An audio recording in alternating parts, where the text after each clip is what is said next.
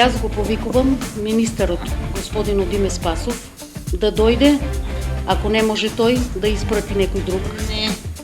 На лице место да види оваа болна и жална ситуација, ниту се има некој појавено, ниту дојдено.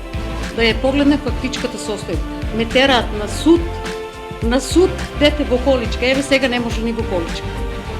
Детето е буквално труп, има атрофија на мускулите. Ова е доказот кој јавно го испраќа до Министерството за труд и социјала мајката на 28 годишниот Виктор, момче со церебрална парализа, како одговор на судскиот процес со кој оваа мајка се бори по судски пат да докаже дека Виктор го следуваат средства за нега од друго лице, а државата се жали и тврди дека ова момче е способно само да се грижи за себе.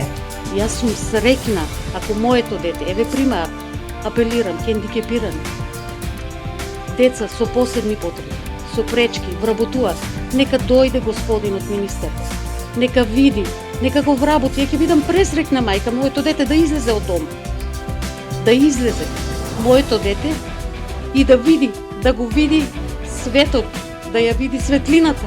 Моето дете буквално светлината не ја знае. Не е поместено од соба, 3 на 2,5.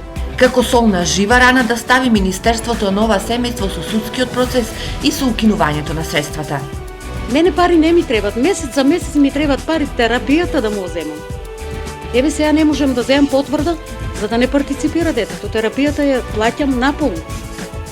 Бидејќи ми велат од здравство дека треба да имате вие постојана парична помош за да земате потврда за да не партиципирате. Виктор се разболел кога имал 5 месеци и од тогаш до денес се бори семејството со болеста.